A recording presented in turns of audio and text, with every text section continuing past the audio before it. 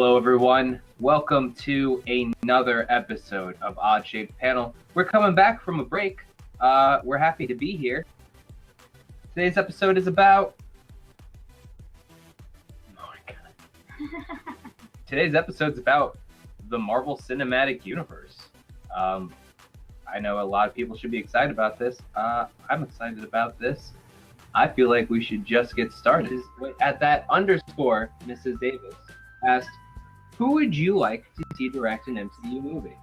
Go with Kevin Smith. Pleasure to meet you. Have you ever seen any of my flicks? Lots. Jesus.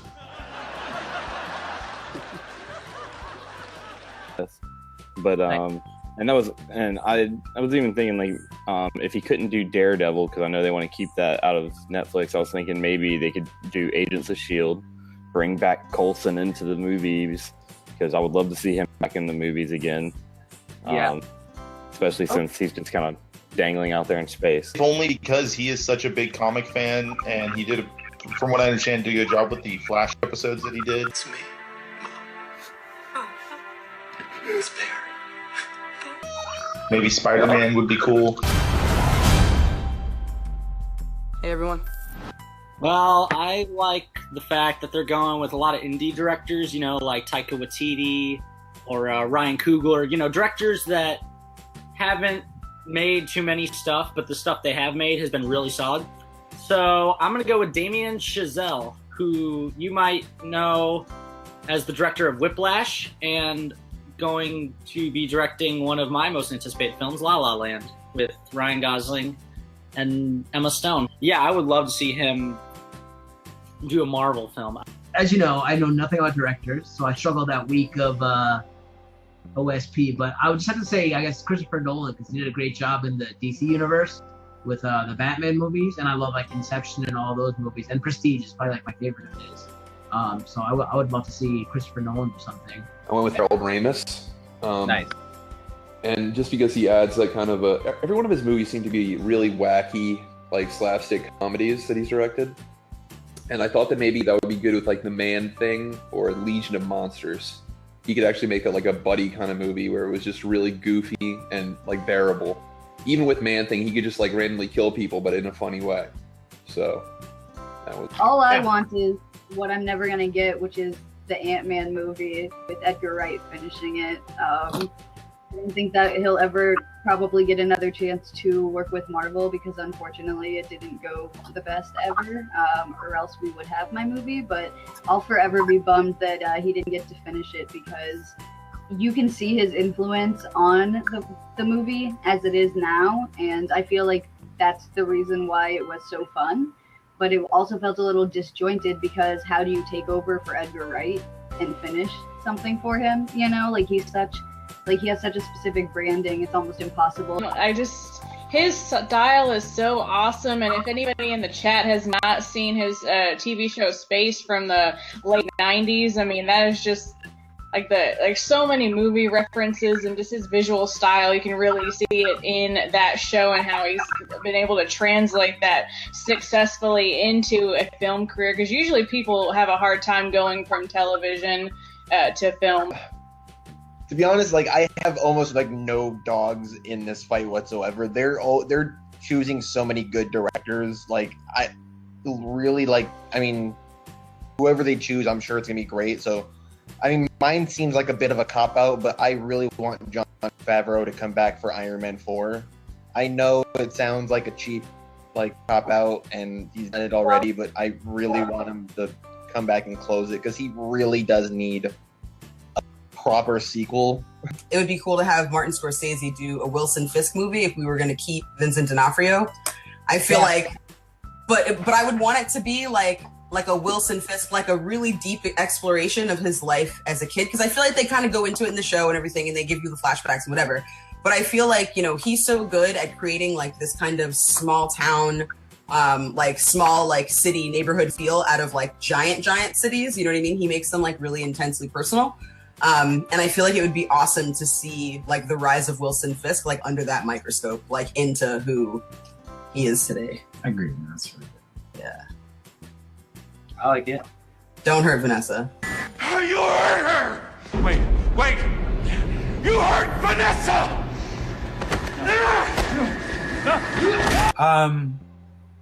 So I think Ryan Coogler should do a Night Thrasher film. I super loved Night Thrasher back in the 90s. Like there was, I've mentioned it once before, but there was this story arc that involved Night Thrasher and Punisher and Nova and Spider-Man and Moon Knight and fucking who else?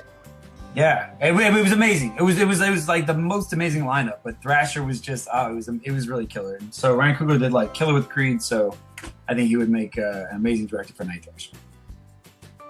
It surprises me completely that Justin Lin has not directed an MCU film yet, given the fact that he's basically what has now become the big action, brilliant man who's directed Fast and the Furious, he's directed the new Star Trek film. It's like, how have you not done an MCU film yet? And I feel like that superhero films and films are separate. They're completely separate types of things. And what happens is they get a lot of very talented young filmmakers, and they just suck them into this black hole, which is like superhero movies, and they never make another film again besides those big blockbuster stuff. It really pisses me off. So established filmmakers like David Lynch, where he's not going to change who the fuck he is. He's just going to, do what he wants, and if they hire him, they know exactly what they're going to get. I think that might be an interesting thing. So that's my answer for that. This idea, I got it from a friend on Facebook. It's a really good idea. Brad Bird from The Incredibles and Mission Impossible Ghost Protocol to do a remake of Fantastic Four for the MCU. So our buddy Austin at Queered1 asked, which villain would you like to see in the MCU? I chose a cosmic villain, and it's Kang the Conqueror. Now, the only problem with this is that his rights are with Fox right now. But if they can, sort of agree on a agreement like what they did with Sony, they could do it, because they could give a lot of the cosmic stuff for Guardians. It would be awesome. And he's like Malekith, but, if he actually got shit done. All right, I got one hero and one villain. I think the most asked for villain would be Kraven. I think that he's a big missing link in all the Spider-Man movies, and he was the one that actually tied together Spider-Man being actually able to die and really on the verge of death and assumed dead at one point. So he was the only really credible threat that hasn't been put in a Spider-Man movie. Yeah, and Kraven is always just... The cartoon gave him, all of the focus for a while. You know what I mean? He had all these, 5-episode arcs here and there, and, they never explored that in the movies, and I always thought that would be interesting. I think they hinted at him for Sinister Six, but I always thought he would work better alone. Yeah, him and his family, at least. That's about it. Dude, I'm trying to remember. Was it The Gauntlet, which was that, Yeah, that was a great series. I was thinking more of villain-wise, and it's mostly Spider-Man villains that I would love to see done right, at least in the terms of Venom. But I would also like to see Carnage, and I think both of them together in a movie against Spider-Man could be pretty good.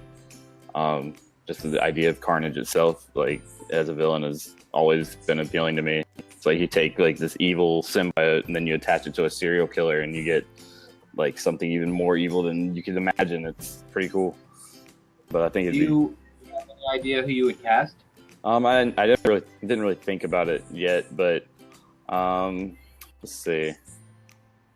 I've been saying that I know Michael the Fassbender. guy. Fassbender would be interesting. If they could get a hold of him. My pick was Matthew McConaughey. I think that could work too. True Detective. I think when Rusty's a little bit more on his. Yeah, that's true. Carnage would just seem ridiculous now. I don't want to see any symbiotes for at least another 10 years. I want them to eventually, and it's been mentioned before, do the Venom story right, because that is a very cinematic story. If done right. I mean, they did it in the third movie, the first cycle or whatever, and it was because they put it in because Sam Raimi didn't want it, and then the studios wanted it, and so he's like, "Fuck you," and he made the most lamest Venom story ever. But the actual Venom story is really, really cool, dark take on a kind of a comedy hero like Spider-Man. Definitely. Well, and the other side of that, the hero would be Wonder Man. So introduce him Nice. into the Avengers, and then Well, you Wonder incorporate Man- the Vision and Wonder Man together, and finally get rid of Exoskeleton. Wonder Man's confirmed for MCU. Oh, is he? Nathan Fillion is playing Wonder Man. Great. They're gonna introduce him in Guardians of the Galaxy too. Scarlet Spider, but the Kane Scarlet Spider, who I think his origin story is he is a clone of Peter Parker from another dimension or something like that. But at some point he kind of strikes out on his own, and he even had his own little comic line for a while before he joined the Thunderbolts. And yeah, he's based out of Houston, which is kind of cool. Yeah, which makes it really funny because we don't have a huge skyline here, so like there's a couple of jokes about him running out of our skyline, and he's like hanging by a web, and Or he'll complain about the humidity in that suit and the fact that it doesn't breathe and things like that. Joe actually stole my answer, Scarlet Spider. So I was like, really? I was just like, hey, where's our comic? Because I was trying to make sure like which iteration of the Scarlet Spider it was, because I couldn't remember. It'd been too long since I read it, and it's like, stealing my answer, Joe. Really? It's the not Ben Parker. Yeah, it's but, the Kane one. Kane, yeah. I looked it up online because the internet's a thing. But yeah, that's what I would love to see, basically, because I think it would be kind of a darker tone to see what they could do with it, and plus it's Houston, that's where we live, so Yeah. I would love to see like them try to handle the superhero genre with the issues that we have in this area with the chemical plants and all sorts of other things. Now you can call him Craven the Napper. Oh, starting to realize why everyone's always attacking you. You get used to it. I really want a Netflix Moon Knight show. It sounds so much more interesting to see a guy with literal schizophrenia just going around beating people on the streets. Not sure if he's crazy or not. I mean, he knows he's crazy, but there are still voices in his head.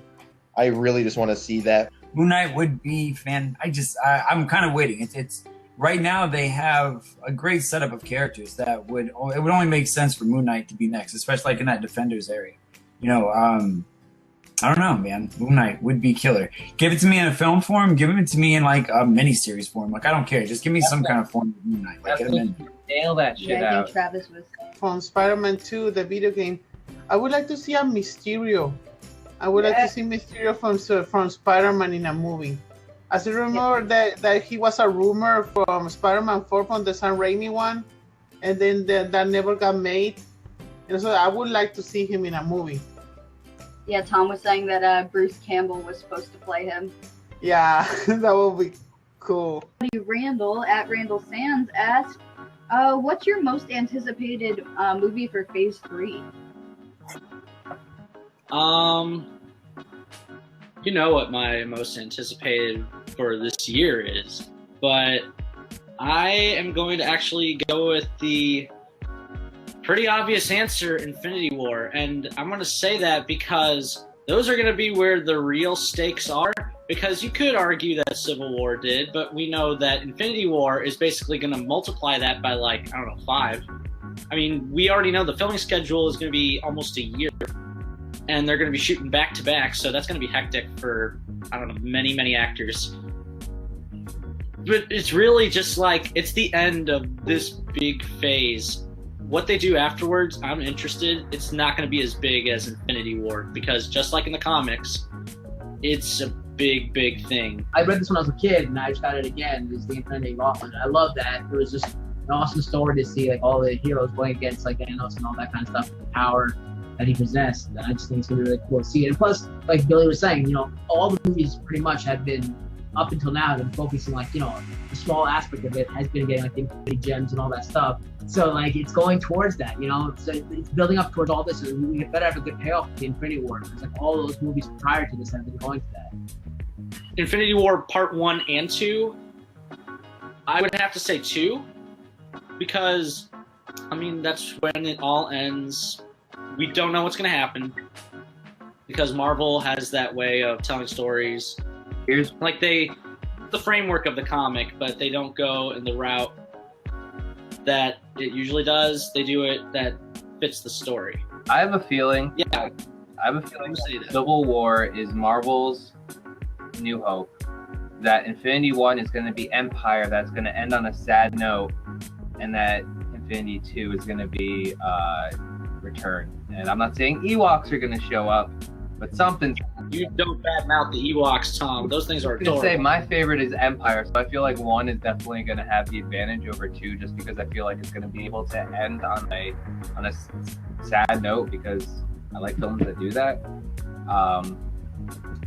I love Ewoks. Yeah, no, don't get me wrong. They're amazing cannibals. The Infinity War Part 1. That's the only real one I can point to. Just because it's more of what you said, that it's going to be left on a really negative vibe. And I think that's what makes it so... I'm looking forward to it so much, because it's going to be like the cataclysm of the entire planet, heroes, everything, and then you have to build it up from the dirt again. So, Doctor Strange. I totally agree with what you were saying earlier when you were talking about like the merits of having each Marvel movie like kind of have its own tone, like its own like specific environment, its own like, you know, specific feel. I was actually only mildly disappointed that Benedict Cumberbatch was chosen for Doctor Strange, but not because I don't like him. I love him as an actor, and I think he should do so many things. I feel it's an incredibly safe choice. It's like them choosing someone like, well, people can't possibly be offended by this option, so we're gonna choose. I'm gonna allow it because what they did with Chris Pratt is unheard of. They took sloppy dude and turned him into a complete and absolute sex symbol. And Paul Rudd was an unexpected and amazing choice too. So I'm gonna let them the safe pick for Cumberbatch because it's a good pick. I'm into it. I'm kind of torn. I'm definitely interested in Doc Strange, but Black Panther I'm really excited for. Black Panther, it's undebatable that he was fucking awesome in that movie. He stole the show, super cool character. Cannot wait to see that. I think everybody loved him and wanted more of him. Like they gave us just the right amount. And Thor Ragnarok, was reading someplace where it kind of continues that feel of the buddy cop film, except with Thor and Hulk. So that sounds really awesome to me. Thor. Not just because I feel like I have to support an Australian production, and also the fact that Cate Blanchett is going to be another freaking amazing baddie. I remember I sort of screamed internally when they announced that Cate Blanchett was going to be playing the villain in the movie. I was like, oh my god, she is going to be amazing. I'm like, we're the first ones going to be getting press passes for that movie. It's going to be amazing. So yeah, no, Thor, it's going to be great. I cannot wait. I really, if you read or you've even seen the animated Hulk, Planet Hulk run, where you have Hulk on a gladiator-esque planet, and he actually has to fight Beta Ray Bill, who is a Corbin? I can't remember the alien to be. Corbinite. He's a Corbinite version of Thor, and he has Stormbreaker instead of Mjolnir. Well, he fights Hulk on that. I really hope it's kind of like a flip where they just like don't bother just bring in Thor, and then it's like, oh, old friend, blah blah blah, and then have to do this whole. But then if that's the case, we might even get to hear Hulk use sentences. This is what I'm really excited for. Yes. This is what I'm really excited for, because I want to think like where we're at with Banner is like he's gotten to a place where he's able to control, like cognitive control. If he's able to fly a plane at the end of Avengers 2 as the Hulk, I'm thinking Banner's behind the wheel. And with that scene in Avengers where Hulk's flying the plane, I'm pretty sure if like it panned over to Iron Man, he'd be like, he's not really flying anything, guys. We just let him think he is. The obvious one is Guardians of the Galaxy 2 because oh my god, I'm so excited. I loved the first one so much when I saw it in the theater. I still remember when I saw it back in 2014, I was like, wow. I'm afraid because I was like, this is so awesome. I felt like he wasn't immersed in a really big world, and that was the first time I felt so immersed in the theater and the story since I saw the first Star Wars in '97 when I saw it when we re-released it.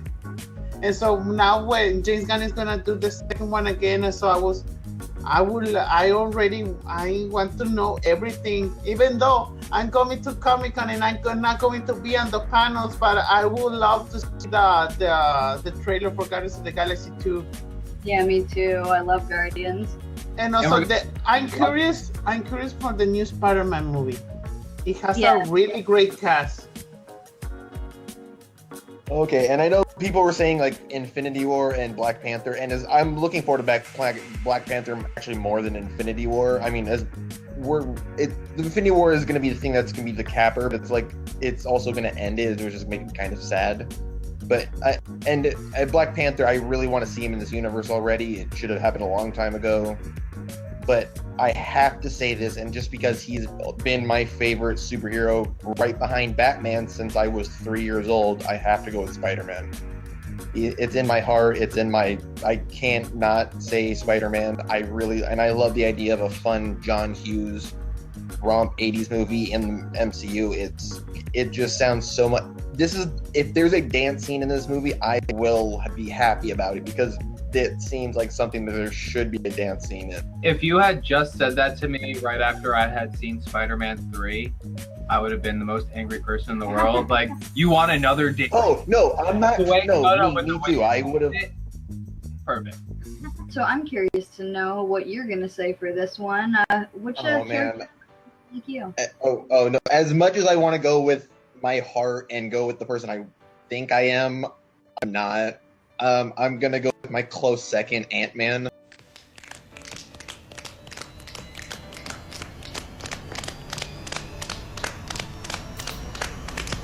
Ants! Ant-Man! I really do think I'm most like him. I know my first choice was Spider-Man.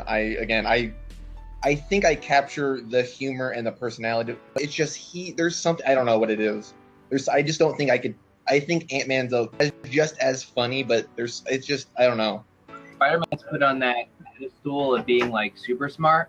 So I feel like it kind of people intimidated to compare themselves to that because it's like, oh, well, then I'm saying I'm a genius, you know what I mean? Which is not what you're trying to say. Exactly. I'm not trying. Yeah, exactly. I'm really just trying to say I'm a guy who's going to be there. If I'm on your team, I'm a superhero. I'm probably not going to take this seriously. Yeah. I'm going to be joking the most of the time. It's a hard one. It's got to be Star-Lord. Who? He says Star-Lord. What do you see in Star-Lord? The singing. The singing.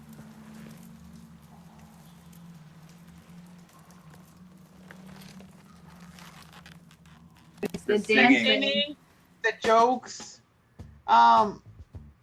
He's like the way that he talks, the way that there's a lot of things that he gets his references. The way he sings, the way he talks. There's a lot of things I'm very similar with Star-Lord. I would love to have that crisp smile. Yeah, but Star-Lord, and when I saw the movie 2 years ago, it was like, I still remember the movie when we started, and then Star-Lord put us his cassette and starts dancing. I was like, I'm gonna love this movie. Since that moment, I was like, I'm gonna love this movie, even without seeing the rest of it. So I was like, for me, Star-Lord. Star-Lord from Guardians of the Galaxy. Like at the very beginning of the movie, like when I saw that in the theater, like the part with his mom in the hospital, that hit me like a ton of bricks because it had recently happened in my family. And then also not just that, but like all the little one-liners and quips. Like I do that all the time, and sometimes it gets me in trouble at work. Like he's obsessed with the 80s. And he's obsessed with the 80s, and I'm obsessed with the 80s and nostalgia and Ninja Turtles and all that kind of stuff. So yeah, and then again, all the little jokes and singing songs, and I don't usually do it on air because I'm not brave like Raul, so. So, I also had a hard time choosing someone from the MCU. So I asked Candace, and she said Matt Murdock. And I can get down with that. She gave me a number of reasons. Yeah. Lots and lots of reasons. Yeah, there's lots and lots of reasons. So Matt Murdock is this man who has an incredible talent. He has like an incredible skill. And it's not something as like, I don't know, it's not something that is like as super as like, you know, Jessica Jones' super strength, or, you know, like Thor being this like crazy like god alien, you know what I mean? Like he doesn't have anything that's like out of the realm of, I guess, what we know is reality, but like he has this like superhuman, you know, he still has like this superhuman skill, and he struggles with like good and evil, not just in the world, but also within himself. And he has like this layer of like religious torture that I can really get behind. And Jason was raised extremely religious, and now as a grown up, kind of struggles with that a little bit. Like, and he has like a lot of talent as an artist, but he gets like not writer's block, but artist block all the time because he gets like scared of his powers. So Matt Murdock. I actually chose Matt Murdock, and no, there's one big difference: the fact that I can see and he can't. But I chose Matt Murdock because he always questions what he's doing is right. He is Catholic. I'm Catholic as well. And also, he generally tends to do the good thing. He always tries to find the best in people. And sometimes he lies for the right reasons, like what he did with Foggy. And, also kicks a lot of ass. And I could totally see you being an avocado. It was Captain America. That was the one that I had come to a conclusion to based on principles and values alone, loyalty to friends and whatnot. So yeah, I don't consider myself a drunk, so Tony's out the door. Black Panther I can't relate to right now, sadly, because I haven't seen anything. I've seen him in the movie, so I understand that his loyalty to his father and whatnot is all there. But seeing as that Captain America is the one that we've seen most of, in my opinion, in terms of emotions, feelings, and whatnot, then yeah, I guess I'd have to relate to him much more. Probably Rhodey.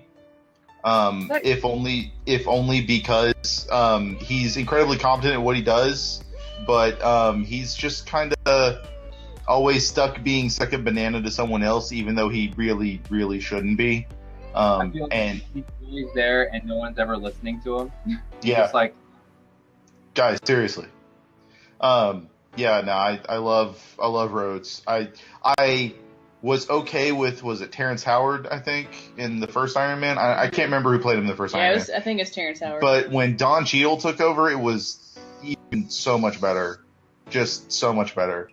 Like, I'm hearing all the points that you guys are making, and they're like really good. And I'm really flailing here on figuring out who in like this Marvel universe would be the most like me. She's like part Foggy, but she's also like part like Black Widow or something. But she's very like methodical and like overthinks things, but she's not like icy like Black Widow is the problem. So like you're kind of like an in-betweener for a few people for several different reasons. There's definitely like no one similar to you. And like I don't see that at all. Because she likes to get into hijinks. I don't see it. Let me take the next 5 minutes to think about that inaudibly on air. So, yeah, it's obvious as to who I picked. It's the character on the screen, which is Justin Hammer. The only reason I really like him is because of Sam Rockwell's portrayal of him. Because in the comics, he's pretty much an old man whose only success is making MODOK, I think, which isn't really that great of a success. So to give him the quirks of this guy who's really entertaining and a dick, like a real dick, but entertaining, but a real dick. If Sam Rockwell rolled back into the MCU with MODOK, I would lose my shit. Well, I thought that was a great episode. What do you think, Kimber? I'd say it was pretty darn good. Thanks for everybody for coming by and answering some cool questions about the MCU. We had a great time. I hope you had a great time. It's so nice that you're our neighbors and our OSPs. Stay classy, Internet. Have a good night! Infinity and beyond! Bye!